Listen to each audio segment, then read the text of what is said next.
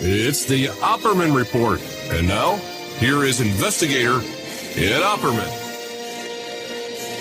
Okay, welcome to the Opperman Report. I'm your host, Private Investigator Ed Opperman. You can find me at Opperman Investigations and Digital Forensic Consulting if you just reach out to me through my email, oppermaninvestigations@gmail.com. Of course, all of our shows are free at Spreaker.com. You go there, sign up for free. And if you go there and Google Get Barret Brown, you'll find our guest today, the notorious Barret Brown, one of the most brilliant guys I know, as a matter of fact. You could find him. He's written his book, My Glorious Defeats, Hacktivist, Narcissist, Anonymous, a Memoir. Barret Brown is still in exile, okay? And I got to tell you something. I don't know if there's another radio show out there that's interviewed more people either in prison or in exile. Just in the past few months, we talked to both Joe Exotic from prison and Joe Francis, by the way, who's a friend of Elon Musk. They were neighbors, Mr. Barret Brown. Mr. Barret Brown, are you there? Absolutely, I'm here. Hey, man, thank you so much. You don't have a podcast now, do you? Actually, someone has finally convinced me that I need to do one because that seems to be the only really vector to bring attention to things. So I am to be starting up a podcast with my old friend Robert Greene. Okay, excellent. As soon as you do, give me the dates and times, and I'll put it up. Yeah. We'll do that. Okay, but remind the audience, man, who the hell is Barret Brown? My Glorious Defeats, hacktivist. Well, yeah, according to the Department of Justice, I led a criminal organization back in 2011 called Project PM. I was, among other things I was accused of, was plotting against the government, plotting against the Kingdom of Bahrain. I was pushed under a gag order while I was awaiting trial for writing an article from jail for The Guardian that was, quote, critical of the government, unquote, and which named companies like Palantir and so forth that came up in my case, and I was placed under a gag order as a result of that. Big coffee drinker. I like to get around, go on adventures. I like to get arrested and thrown in internment camps and so forth. And so I'm in London these days, as you note, and just still sitting here with this amorphous legal status, whereby I'm a man between two countries. I don't really have any official status here, despite the asylum bid. They kind of the home office has kind of just dropped that. I don't really want to pursue that my asylum bid because it involves the U.S. and intelligence community, and that's just stuff they'd rather not poke at. So I'm just in this. I'm just once again just living the dream. Now, do you have like a defense fund if people want to help you out? No, I don't do that anymore. Okay. And if you can follow Barret Brown on Twitter, or X as it's called today, at PROJPM. And just to give you an idea, the kind of BS we got to deal with, I just went to look up the name to give it to you, and I was unfollowed. I was unfollowing Barret Brown. I've been following this guy for years. So somehow, magically, I unfollowed Barret Brown by some nefarious who knows what. That sounds about right. Yeah. Right, man? I don't know how you do it, man. How do you keep fighting? Well, I can't say I've really done much lately. I've been kind of taking it easy. I mean, I'm just kind of waiting for the right time. It just seems like the public has to work out some stuff for itself. We have the situation where both on the right and the left, this whole thing in politics is being viewed as the establishment, the sort of the left centrist establishment, Democratic Party versus the alt-right, and the alt-right's presenting itself as somehow different than the centrist Democratic establishment, presenting itself as opponents of the deep state, as they call it, as very, very critical of the intelligence community. And the funny thing about that is that the guys who have been funding this, people who are out front and also behind the scenes, Elon Musk, Peter Thiel, they all got their money from the CIA starting in 2002. It's not even a secret. It's been documented for a long time. Palantir, Peter Thiel's first company, and Peter Thiel, for those who don't know, I don't know to what extent he's finally become a household name. No, but take your time. Explain to the audience exactly how dangerous Peter Thiel is. I mean, he's the man who employed J.D. Vance back in the day, put all the money into his Senate campaign, employed him at one of his venture capital firms. Peter Thiel is a guy who founded a company called Palantir, back in the day. Again, got money from the CIA, from In-Q-Tel, which is the CIA's investment arm. Was placed on the board of directors of Facebook, which also got a lot of CIA money, and has been involved, occasionally exposed for his involvement in indefensible activities in conjunction with the FBI and CIA different times against reporters, against activists, against labor unions, and all that. And this is a guy who is, along with Elon Musk, his old partner. They go way back to eBay. They started eBay together. They have inexplicably become icons of rebellion. And as everyone knows now, they've taken up all the oxygen. I mean, Elon Musk is everywhere,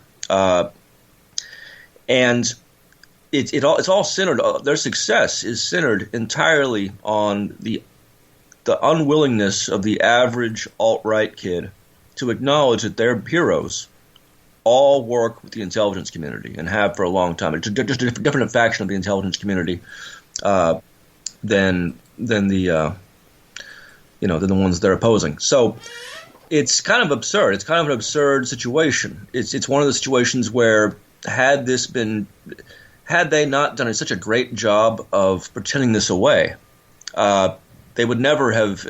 It's just weird to see them accepted and lionized as self-made men. First of all, because they're not. Again, these guys get their money from government and their parents. And it's weird seeing them in the same role as they used to see Julian Assange and so forth. People who were actually opposed, actually risking themselves in opposition to the powers that be. So that's just something that kind of covers all these other issues. It's inescapable. This whole issue is inescapable. Yeah. I was recently talking to the head of the Revolutionary Black Panther Party, Mr. Ali Muhammad. Dr. Ali Muhammad, as a matter of fact. He's a physician and a psychiatrist. And we were talking about these alt-right kids, like you were just saying, and they're out there. They know they're getting ripped off. They know that the system's rigged, and they're ready to fight. They're willing to fight, but they're just being manipulated and used like a bunch of fools, and just got led around like on a leash by these tech giants, these tech bros. Yeah, this whole trend of elevating technicians to the heights, the apex of power and secrecy. This is something that George Orwell, went into. The technicians were a figure or a class that he named in several instances, even not just 1984, as the great potential, as having a great potential to insinuate themselves and ruin what works within Western civilization. And the more you look at the NSA, the more you look at the people around Peter Thiel, people around Elon Musk, it's hard to avoid the fact that maybe we don't need to have computer programmers running our society. Now I'm a little bit vindictive towards computer programmers and hackers and so forth, because I've dealt with so many of them. I just don't like them. So I may be speaking, that may be a little harsh, but it's, there was a time when we didn't have technicians running, the UK and US, the highest echelons. And I think we probably did a better job of staying focused and, whether we were doing this right or wrong, I think we did a better job of maintaining a coherent civilization than we do under this weird, this ever shifting. Let me get more concrete here. Elon Musk today he's bragging. He's trying to prove that he did actually win some computer game. That he's actually very good at Diablo 3 or something. This is the thing that he's been fighting about, and the whole world has to follow this. Has to. You can't really escape the knowledge that Elon Musk is upset that someone has accused Elon Musk of not actually being good at Diablo 2. It's so to the extent that we as a citizenry need to be able to focus on, concrete issues and have them addressed in a coherent, honest way. To the extent that we need to be able to to do that, to maintain the baseline civilization. Yeah. That has been sort of taken from us by virtue of this slow rise to prominence of people like Elon Musk. Now we have, we don't have time. There's no bandwidth to discuss to coherently discuss key issues when Elon Musk is working out his grievances and his neuroses in a way that no one could ignore because he's now in the White House. It's just imagine what the world would be like today if there were no Twitter and there were no Elon Musk. Imagine how much else could have been addressed. Well, I don't know about you, but my Twitter, and I don't even follow these people. Right now, it's like 99.9% pro MAGA gibberish. Is yours like that too?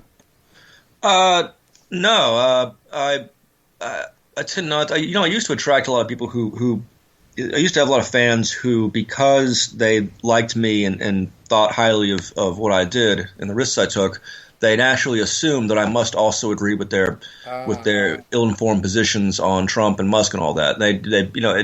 You see this with a lot of people who were independent journalists or commentators, years ago, and sort of drew from that same well of the disaffected that Elon Musk and Trump draw from. They get mad. People get mad when they realize that no, I don't respect your opinion.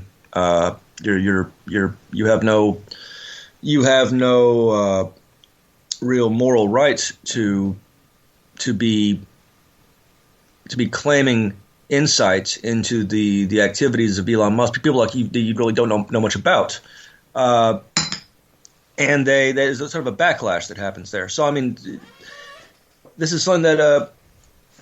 It's something I've seen some guys who do podcasts and so forth, and again they were challenging the status quo, challenging the establishment narrative, but they're not willing to accept that Trump and Elon Musk are the saviors of Western civilization, and they get.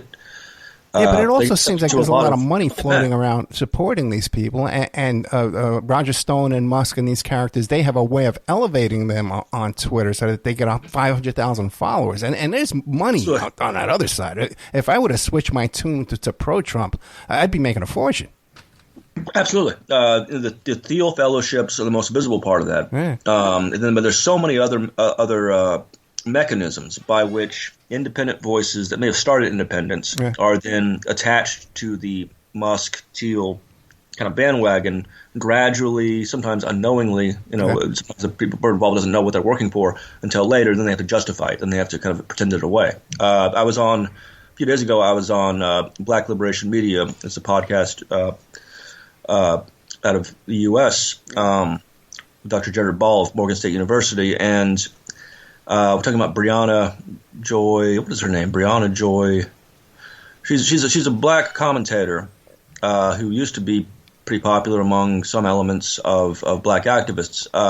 And I had to drop the news that she's working for Peter Thiel too. Via David Sachs. They have this big podcast with her and Matt Taibbi and a few others, so-called independent journalists. Right. And again, so you're working with David Sachs, who is a financier guy. He's not somebody who's sympathetic to black activism, obviously. And he works with Peter Thiel, who has heavily sort of Nazi influences and speaks. Yeah. His favorite guy is Curtis Yavin, who's a race scientist. I mean, really, I guess it goes to show how little decency there was stored up in our civilization. The last 20 years, how ill prepared we were in terms of our morality, our personal codes of conduct, to deal with a scenario in which the money is flowing to whoever. You just see so few instances of people turning down the money or being like, "Hey, everybody, I was approached by this Peter Thiel associate, and they want me to do this thing, which is against my conscience. I'm not going to do it." You just don't see that very often. Yeah. Rather, and that's really that's the worst. That's the most frightening aspect of this. It's not that we have these villainous fascist influencers out there running part of the intelligence community and the data and finance increasingly, and putting it all together into this big, powerful package. That's less frightening than the fact that it's worked so well.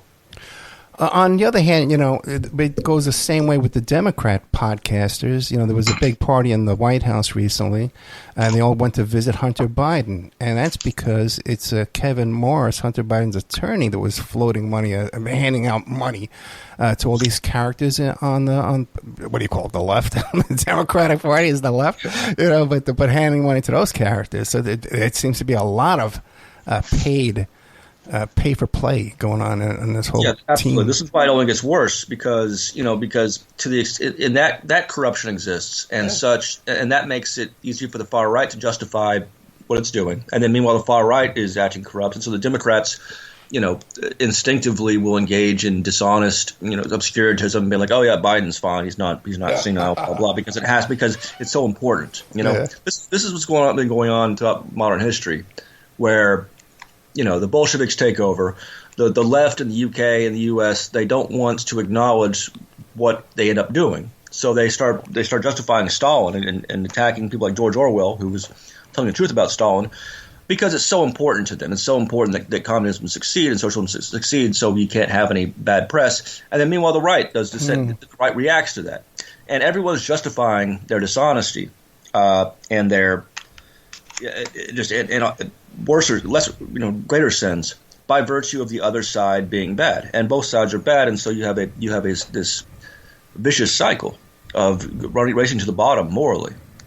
Yeah, and it starts slowly. It's tempting, and corruption corrupts you. It takes advantage of your personal weaknesses. Absolutely. But let me ask you a question. Barret Brown, author of My Glorious Defeats: Hacktivist, Narcissist, Anonymous, and a Memoir. The last time you were on here was before the election.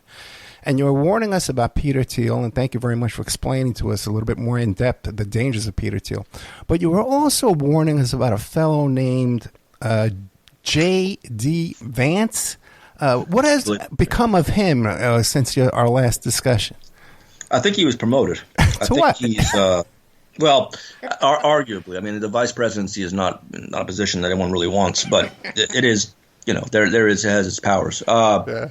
It wasn't a great promotion. It was just vice president. But yeah, he did. J.D. Vance was a guy who a couple of years ago was warning about Trump being a fascist, and then he changed his tune. He changed his tune. I mean, he's the man of the times. I mean, he's a man of the day. I mean, he deserves to be vice president because he represents the American character so thoroughly. He doesn't mean what he says. He will go from accusing someone of being a fascist to covering for every single thing he does, pretending away his previous comments. He could work at the New York Times. He could work at the DNC, RNC. I mean, he could go anywhere in the U.S. And be happy and be very successful. That's the kind of people we elevate today. And so yeah, he's done very well. He started out. He was of course famous for a hillbilly elegy, which is about what a redneck he is, hillbilly that he is, and blah blah, and aren't I a genuine American? And that was well received, and they made a movie out of it, I believe. And then he ran for Senate in Ohio with money from Peter Thiel. He has performed, I guess, admirably. But I had to take that humiliating trip to Greenland yesterday. But aside from that, it appears he's been totally pushed aside by Mr. Musk.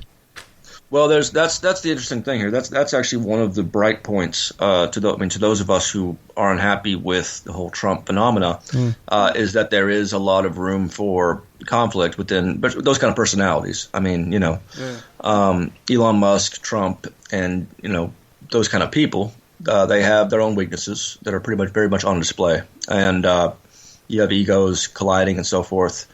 So that kind of situation does often lead to. I mean, it's going to lead to leaks. It's going to lead to increasing sort of internal disputes that are played out in the press, and you see a lot of the Democratic-leaning press playing to that. You see a lot. If you go on memearandom.com, which I do, it sort of shows you what the headlines are, which articles are linking to what articles and all that. What's it called? Media Random? Memearandom. It's a great memeorandum.com. It's sort of my main go-to for years. Just an aggregator. It just shows you at a glance what articles are being read widely and which articles are linking to other articles. Anyway, you can always see that there's clearly a bid in play to try to play off Musk and Trump against each other even further, to sort of amplify that with headlines like, Trump isn't really leading the White House, Musk is, and that's going to lead Trump presumably to get mad at Musk and act against him. It's going to, there's all kinds of room for fissures here. The other elements of this that kind of informs what happens is that all these guys, to one extent or another, are alleged to be under blackmail by different parties, intelligence community, FBI. There's a lot of, Elon Musk went and took so-called karate lessons from Ghislaine Maxwell, as shown in one of those emails that came out a while back. So these, and of course Peter Thiel has his own connections to Epstein. So in that situation, regardless of what the actual truth is, there's always a lot of leverage that can be put into play, and probably is, by different parties, And well, not only that, but like Flynn and Bannon were both on the board of Cambridge Analytica, which is describe. I've tried to get a guest on here to talk about the background of Cambridge Analytica, but why don't you tell us your expertise on it? Sure. Well, Cambridge Analytica came out of it was created out of parts of other companies that we had investigated in 2011 and 2012, intelligence contracting firms that were involved in programs like ROMAS /Coin, ROMAS /Coin as an acronym, all in caps, which was a major apparatus developed for a U.S. government client by a number of these firms, Palantir, H.B. Gary, the ones we used to investigate, for surveillance, data mining, disinformation, blah, blah. And a lot of those people ended up at Cambridge Analytica, which is now best known for having used data mining and sort of hyper-targeted demographics to place Facebook posts and so forth that, every election, historically, you have background information on different districts and what they care about. But with Cambridge Analytica and these other firms that came before it, they were able to really zoom in on different minor sort of micro constituencies and determine what's the best disinformation methodology to get their attention. And they're very successful in that. And that we know now we know some of what happened in 2016 as a result of the investigations here and there that came out. But there was a lot of whitewashing involved, particularly with the FBI. The FBI's Mueller report first of all, Mueller was heavily involved with these companies. He defended Stratfor and bragged about it in a speech. Stratfor was the firm that Flynn had met with that I went to prison over in 2012. That I was charged with. Stratfor was an intelligence contracting firm with ex-State Department guys, ex-CIA guys, very close to Netanyahu. Had connections to Alex Jones at one point. They what? They had connections to Alex Jones at one point. Probably, yeah. But remember, with a company like this, they do try to connect to everybody. Yeah. They want to. They see everyone as potential leverage, and they're going to make contact with people around the world. All sorts. Anyway, so Flynn and them. Flynn was heavily involved and still remains heavily involved in some of the creepier intelligence operations directed at the American public. And he worked with Stratfor on some things. We don't know exactly what, but he had meetings with the president back in 2010. And then started his own firms, Flynn Intel Group and White Canvas Group, which he co-ran. And those firms came up very early on in the Mueller investigation, and that was leaked by the Washington Post and so forth about these firms having been involved with this Cambridge Analytica thing for Trump and all that. And then the Mueller report itself ended up not mentioning it at all. Mm. And what's funny about that is that there's good reason for that. Again, these were the exact same firms that Mueller himself had protected very, very aggressively against those of us who were trying to expose them back in the day. So Mueller had no reason to pursue certain aspects of this whole scandal. And the other funny thing, just like with the alt-right being conned, led along, the Democrats were led along and conned by Mueller for 3 years. They were really expecting this Republican-appointed FBI director of all people to be the savior of democracy, which is really. And who was clearly off his game. This guy was clearly 10 years beyond his capabilities. Another thing, though, is that you got that guy McConnell, who is the FBI director of in New York, who was tasked with clearing Trump for connections to Russian collusion, is today in prison for taking money from Deripaska, the Russian oligarch. You know what I mean? And no one talks about that. But I'd not heard about that, so yeah. Yeah, it gets to a point where there's just so much. Yeah. Neither side, if you want to talk about two sides, as we often have to, neither side is really interested in the facts insofar as the facts don't support their thesis to begin with. And that's really the major sin. That's the original sin of the American political public right now, is that it doesn't matter. All that matters to each side is what the conclusion is, and how do you get to that conclusion. Yeah, so frustrating. And my whole career is follow the facts where they lead you, man. You can't come to a conclusion before the investigation. That's why it's called an investigation. But the intelligence community, in all these firms, they study human nature and they use human nature, and they made it into a science. They draw upon just huge.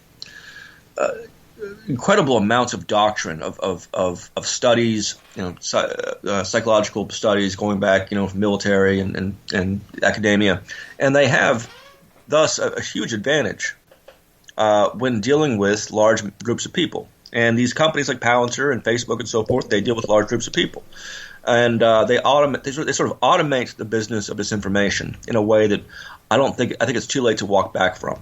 That it's the genie's out of the bottle. There's too many companies that have these same methodologies and technologies, and so many media outlets have been caught up in this, knowingly or unknowingly over the years, that what you find is it's very hard to get real traction on some of these issues because some editor of the New York Times was involved. He got conned into reporting this from an FBI asset, or Reuters, Thomson Reuters was involved with Palantir in this thing in 2010, right before Palantir got in this big scandal. It's just everyone's compromised. Are you familiar with the work of Patrick Berge? I don't believe so. I don't know. I should hook you guys up. He was actually a Bikers for Trump. He worked for the military on this program of data mining to use in software to predict whether employees would be loyal or not, would they be loyal soldiers or not, to be promoted. He testified at the January 6th committee. Even though he was Bikers for Trump, and me and him could not be further politically, we get along great. Okay, for some reason, I guess because we're whatever. But what do you call it? He actually was tasked by Rudy Giuliani to examine one of the versions of the Hunter Biden laptop to break into passcodes to get into bank accounts and stuff, right? And then when the FBI came to Rudy's apartment in New York and raided him and took all his phones and all his devices, they took everything but the Hunter Biden laptop. They took everything else. Yeah, I mean, the FBI has never been a straight shooting agency. I mean, they had Comey on. Remember, Comey was in front of Congress. It was right before the 2016 election, and he's talking. They're asking him, "Can we trust the FBI?" And he's like, "Have you ever met an FBI agent?" And I was in prison watching this with a bunch of other prisoners, and all of us, of course, had dealt with the feds, and some of us were guilty, but we also knew how the FBI works. And the feds in general. I mean, everybody laughed. I mean, it was just. The FBI has I don't think any other agency has done more to whitewash itself and to play both sides against each other than the FBI, which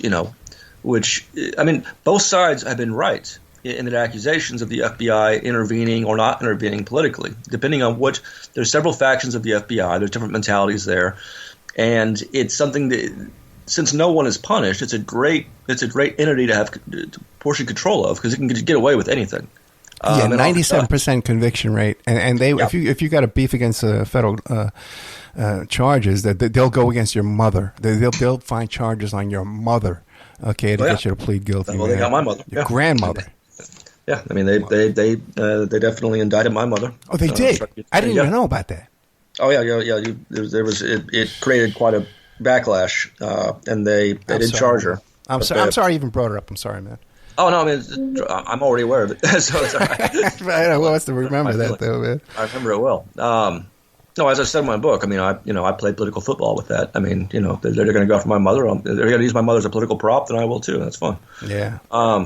I mean, anyway, so that's the situation we're in, and just in that, for that reason, and this is kind of why I haven't really been active lately in the last years. So my books come out and all that. I do interviews here and there, but I don't organize anymore, and it's just because it's just all so contaminated. I think we have to really just wait for, I don't know, wait for some kind of reaction or wait for some kind of different mentality to arise before there's any point really in pointing to this crime or that crime or this. It just everyone's pretty much occupied in this clinch struggle to appeal to that small sliver of undecided voters, and everything is about that. Everything is about penning the other side and so forth. You're just not going to see the DNC reform itself. You're not going to see them get together. You're not going to see the Republicans de-Trumpify. I just don't see these things happening. Do you?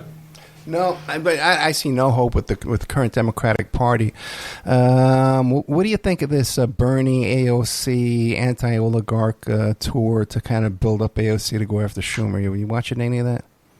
No, I'm not. No, I've got 2 countries I got to monitor now. That's in the right. UK, Yeah. so I've got it. Yeah, and ours is definitely more interesting. I mean, the UK is just so lame. It's a boring ass country, and its politics are just goofy and silly. But yeah, so I'm much less. I don't follow closely anymore. I didn't know AOC they're positioning her to go after Schumer. Yeah, the idea is that AOC would run against Schumer in the primary coming up, and so she's being elevated now by Bernie.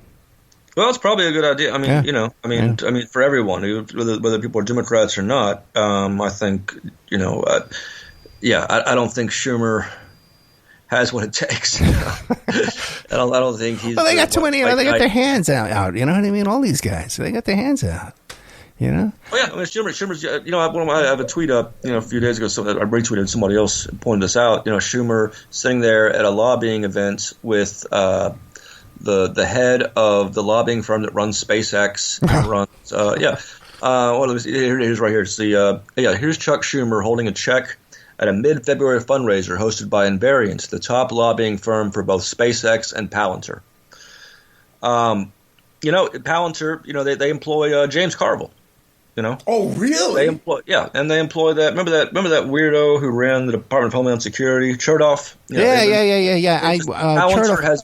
Chertoff was a deputy under Giuliani in all those organized crime cases back in SDNY back in the 80s when I was working all those criminal defense cases, Michael Chertoff. Yeah. Had hair back in those days. Palantir tells everyone, they approach people quietly and they say, hey, we're really supporting the Democrats, or hey, we definitely support the MAGA thing. That's what they do. And then they inveigle people into their sphere, and then at that point, what's the person going to do? A few years later when it turns out they were lied to. Even the Podestas. If you look at the Podesta emails that WikiLeaks released right before the election, you see John Podesta, supposedly the most astute political operator in the country, in an email saying, "Oh, we should talk to Alex Karp at Palantir. We could get them to help us out in the election in 2016." Really? Well, I mean, I could have told them if I wasn't in prison under Obama. I could have told him, "Hey, not going to do that." Peter Thiel is a far right. He's a dark Enlightenment guy who supports. Does not support the Democratic Party. They're not going to help you. They're going to help the other side, which is what they got caught doing. Palantir came up in the Cambridge Analytica scandal too. As usual, Palantir blamed it on a single rogue engineer, and claiming they had no knowledge of. Same thing they did back in 2011 when we caught them in the Team Themis scandal, going after journalists, going after WikiLeaks, going after labor unions. They just blamed it on despite the emails showing that the President Alex Karp was in on this whole operation.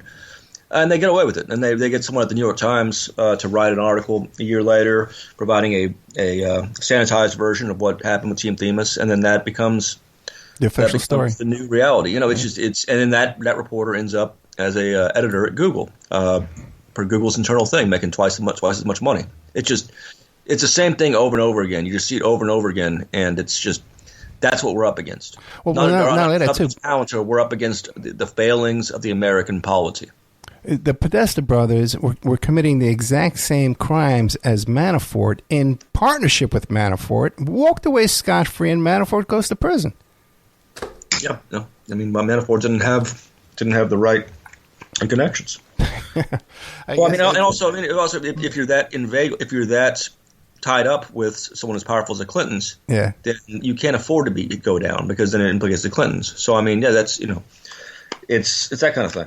Gotcha too. And you know what? You were talking about how all these tech bros now, how they're all standing behind Trump there at the inauguration. We've been trained over the years in our online debates to say, well, do you have a link to support that opinion? Do you have a link? Show me a link. And now there's the guys that control the links. They're standing right there behind Trump while Musk is giving a Nazi salute. So we've given them that's the interesting thing is that despite their distaste for Elon Musk, which they've adapted, later than they should have, the major press press professionals, media professionals, a lot of them were very reluctant to acknowledge that that's what he did. Because to acknowledge that, even though he's a political enemy, to acknowledge that would be to acknowledge the real unfortunate fact in the American polity, which is that this was not the city on the hill that the sort of centrist CNN people always went along with. That this America was not the power structure. America was not always the pure and positive thing that they sort of. That they were wedded to, that they built. To put it another way, political insiders out of CNN and so forth, Dana Bash, those kind of people.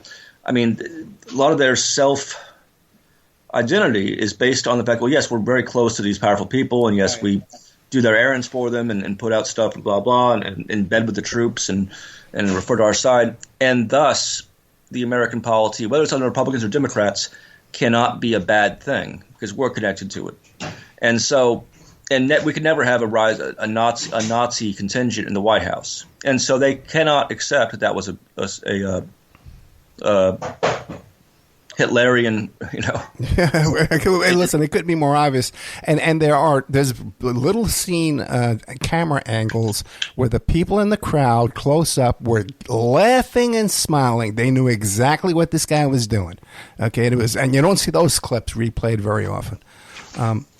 Barret Brown, though, you're in on the Musk gossip. What do you know about Musk funding Amber Heard's life? Do you know anything about that? Oh, I remember. Yeah, they did, didn't they? So yeah, I'm actually behind. There's just so much to follow, so I can't really keep up. I remember being surprised by that. I heard about that a while ago. Yeah, I think they dated, which they actually dated while she was with Depp, and now he funds her life. Well, that sounds about right. Yeah, I mean that's Okay. He's I really couldn't. I'm sort of I'm. Well, that's more my gossip kind of stuff. I get into a lot of scandal and gossip stuff. It's my venue. But I will tell you this though, man. If this rise of these Nazi salutes increases here in America, I hope you have a little room. I have a little attic for me over there. I don't need a lot of rooms. A little desk and a diary. Oh yeah, there's plenty of available flats in London. I want to hide out with you, man. I want to hide out with the guy that's on top of stuff. If you think that's a good idea, yeah. If you think that's a safe place. I've already been thrown in the clink once over here. And, bullseye right on my chest. But I got to tell you something, man. You definitely are on the cusp of stuff. I'm looking at your Twitter page here, and I noticed that you retweeted Mr. Vish Burra. What can you tell us about him? An interesting fellow, yes? Vish Burra. I'm not who is that? He was the guy who hacked into Hunter Biden's WhatsApp and found that text about the big guy. And he was doing damage control for both, what's his name, George Santos and Matt Gaetz. And he was throwing Hunter Biden laptop viewing parties. He's a guy from Staten Island who was a drug dealer on Staten Island. I think he still lives with his mother on Staten Island. I'm from Staten Island. Okay. Oh, but I guess he didn't realize. He posted that, I can't wait to see America-hating journalists get the Mahood Khalil treatment. And you retweeted that. He says, don't look at me. Yeah, right. Oh, yeah, no, I thought that was a hilarious thing for him to say, given, I mean, it's just, he wants to see more journalists in prison, which is about par for the course. Well, yeah, there seems to be a lot more lock them up. And what do you make of this stuff that's a prison down in El Salvador? No due process. We're just sending people to El Salvador from prison. What the hell is going on, man? It's deep down, people, particularly people at this point in history in America, they don't necessarily want better wages or better lives for their children. What they want to see is their enemies suffer. And so those pictures and all that's making a lot of people very happy. They want to see people they've never met, immigrants. They want to see them in chains and locked up. That's what this is about. It's about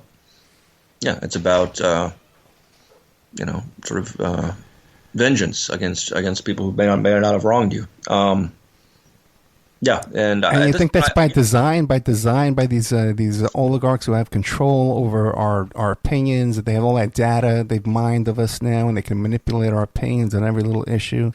Well, it's yes. Over here in the UK, it's even more visible. It's even clearer because the UK, the median income has dropped just like dramatically in the last 15 years, but that doesn't matter so much as long as they're seeing immigrants get locked up, and as long as they have a chance to go out and attack an immigrant resettlement center and try to burn it down, which they did, about a year and a half ago.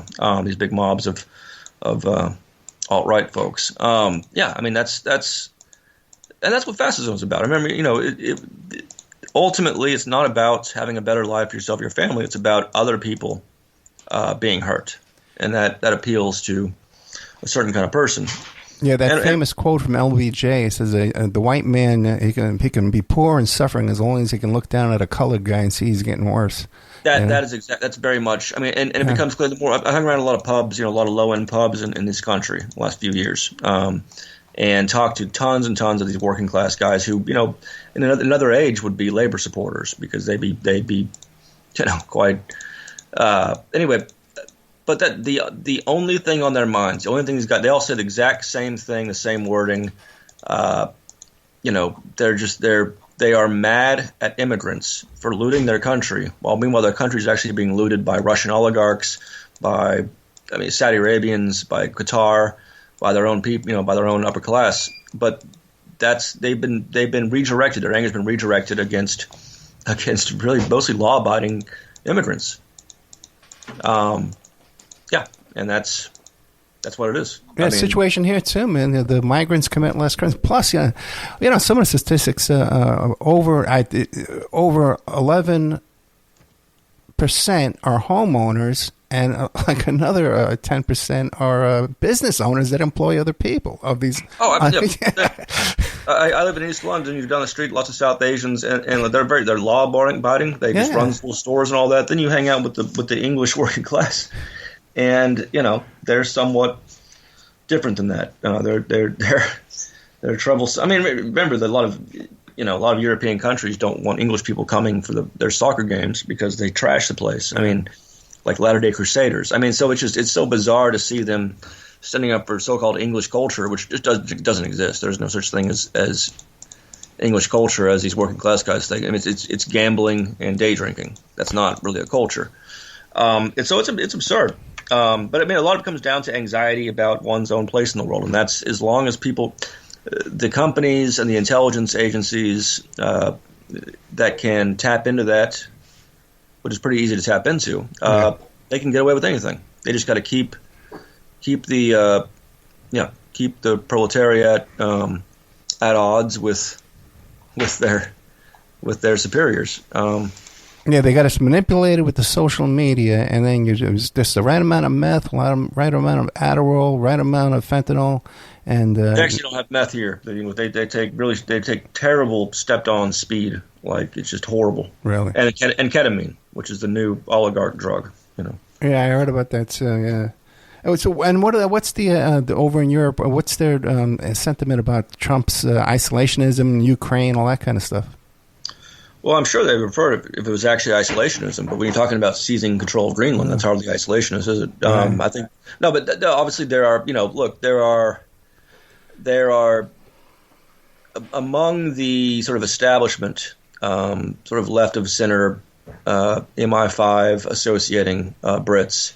They're very concerned about it. They really see the U.S. as a necessary bulwark against Russia.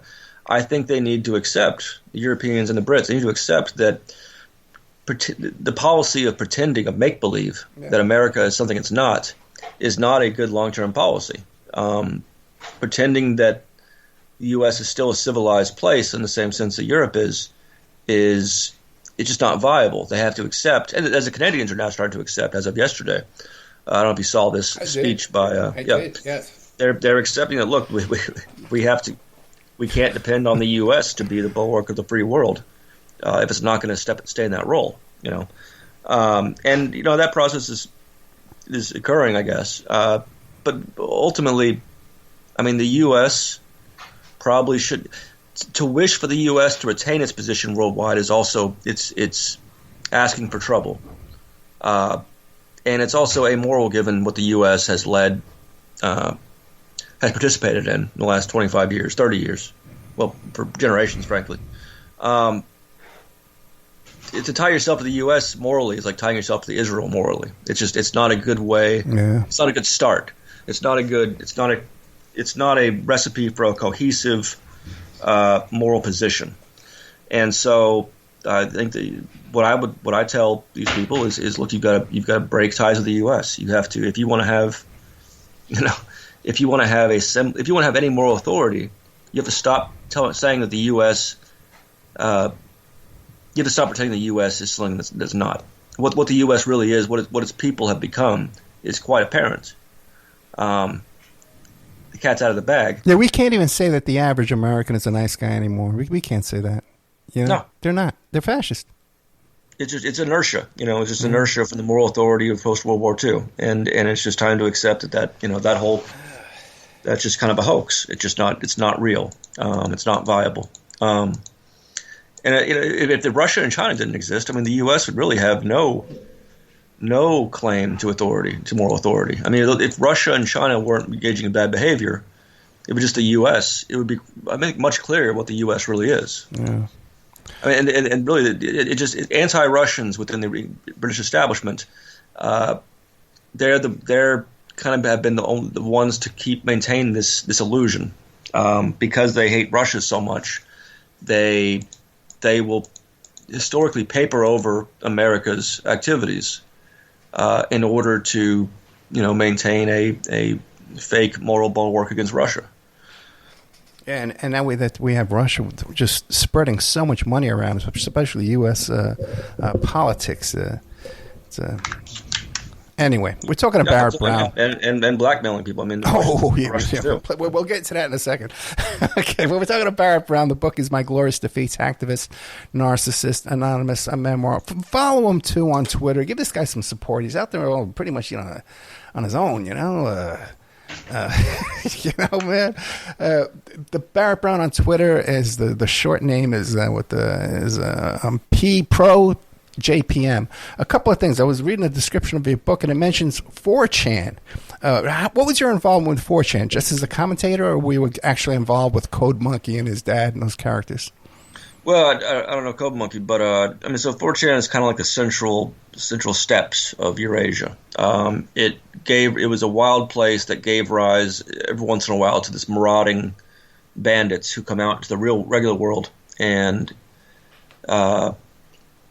pursue certain activities. So the wave I was involved with back in 2009 to 2011 was very much a left-wing anarchist coalition.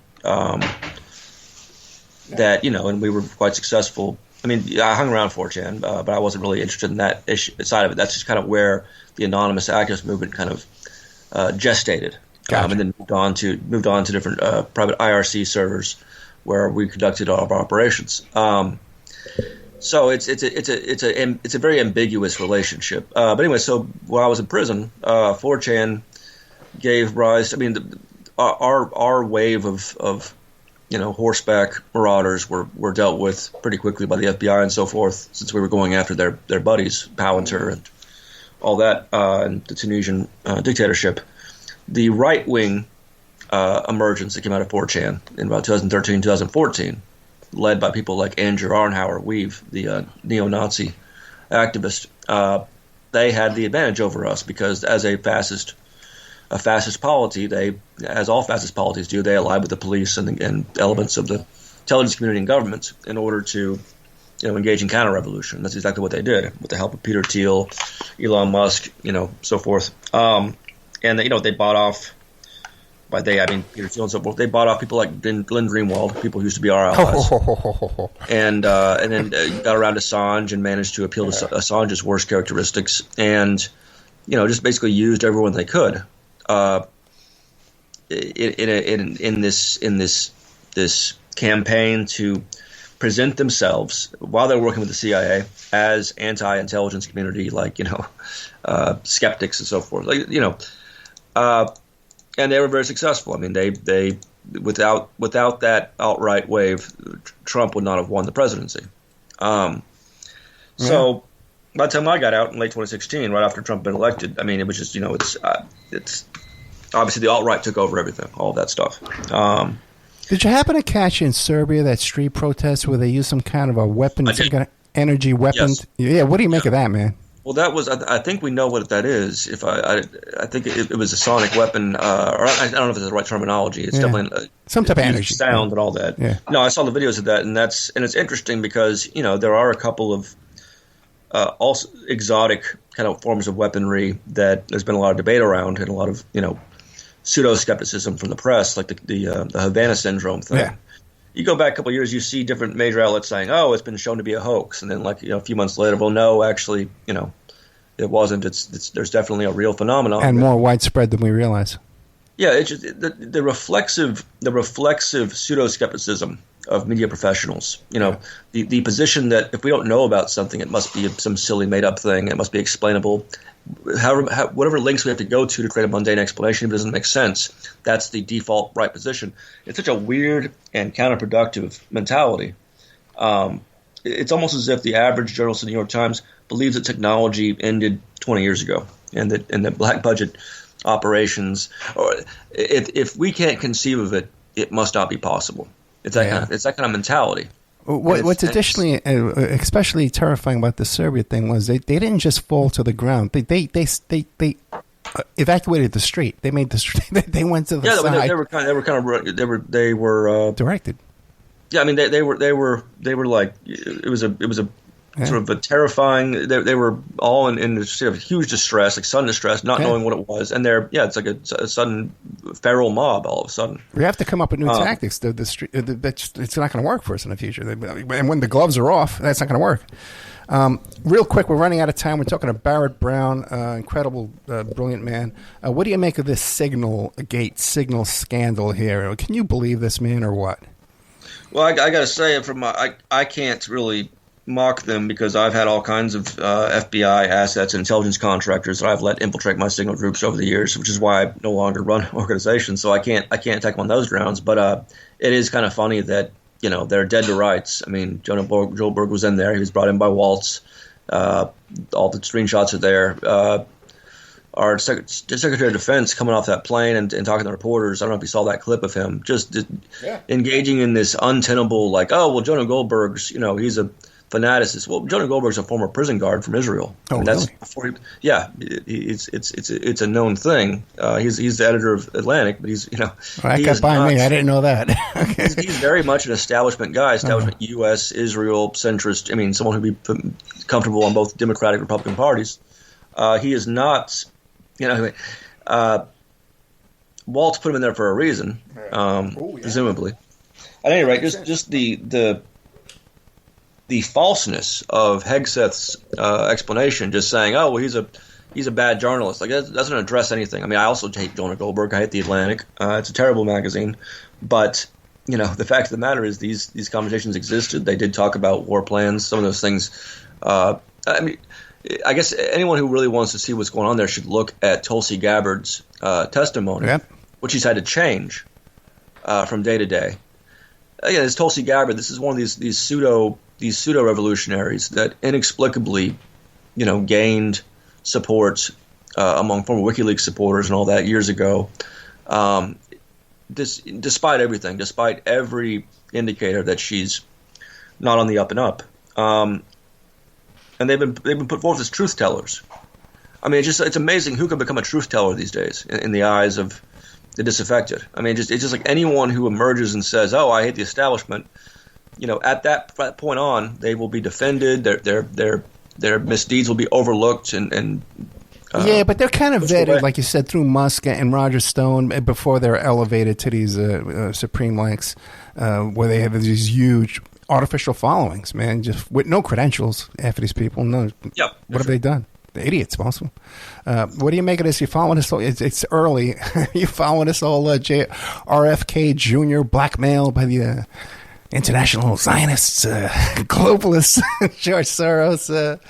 Did you catch that? Oh. 'Cause it started today. Oh no! You see, if you step away for 10 minutes, you miss something. Yeah, Yes. well- No, I was not aware of that. I did see someone posted RFK defending Israel. I'm assuming that's Well, they're saying it's across the board. Okay, and I think this is going to implode a lot of the right-wing MAGA PR team out there. Is that they're blaming Israel for this? The Israel is, or the Zionists are blackmailing RFK Jr. with some sexual stuff that they have on him. We can get into all of that. I got one of my really good friends. I've known her for 20 years. Ran part of the RFK campaign, helping him get delegates. So I'm very familiar with the in-depth inside of that campaign and other allegations that went on there. But this is a whole thing. You got to take a good long nap and have more coffee and then sit down on Twitter and check it out. Well, yeah, Trevor Fitzgibbons tried to recruit me for that. Trevor Fitzgibbons was comms director for RFK Jr. and he used to be involved with some other. He used to be involved with the DNC lobbying shop and so forth. But yeah, he reached out to me the day before RFK Jr. dropped out of the Democratic race and then endorsed Trump. And what would your role have been? I don't know. I did not pursue that conversation. I didn't want anything to do with any of this stuff. I mean, I don't want anything to do with the Trump administration or people around it, and vice versa with the other administrations. Is there any safety out there that port in a storm anymore? No, I don't. There's not. There's just not. Can you leave? We're overtime, okay? I'm going to have to cut some commercials down. We're overtime. But yeah, I love you, man. But can you leave us with anything so, I don't jump off the bridge tonight and get something positive to get me through the day? Yeah, I think things probably looked really bad in 1940 too, and especially if you were someone, if you were with some of these people who had been right about fascism and right about Stalinism, and sort of found yourself in the middle of this, where both sides are lying about each other and changing their lives. It must have been very depressing. I mean, a lot of communist socialists killed themselves when the Molotov-Ribbentrop Act came down, when Stalin and Hitler made agreements. I think people should read "Scum of the Earth" by the Hungarian intellectual. He was in camp. He was in it's not a metal band. By Arthur Koestler, that's him, Arthur Koestler, who was one of those guys who was right throughout the 30s, or who was wrong, but then realized he was wrong and changed his opinion about various political movements at the time, and ended up in a French concentration camp in 1940 when the right-wing French were still avoiding the fact that Hitler was going to invade, or actually supporting the potential invasion. Anyway, he was in this camp. He admitted to England, befriended George Orwell, and 5 years later, things look better. Nazis were defeated, and the whole let's pretend away Stalin's crimes, that kind of lost popularity gradually. So there was a return to a degree of sanity, relatively. That's the best I can do. Well, you tried, man. Okay, listen. We've been talking to Barret Brown, okay? And check him out on Twitter, too, man. Brilliant guy. Come on. I always learn something when Barret Brown comes on the show, and I can't thank you enough, my friend. Pro JPM Barret Brown is on Twitter, and the book is called My Glorious Defeats, Hacktivist, Narcissist, Anonymous, a Memoir. Brilliant mind, Barret Brown. We're lucky to have him. We're lucky to have your insight into all these things and your experience, my friend. Thank you so much. Thank you. Thanks for having me. Good night, sir.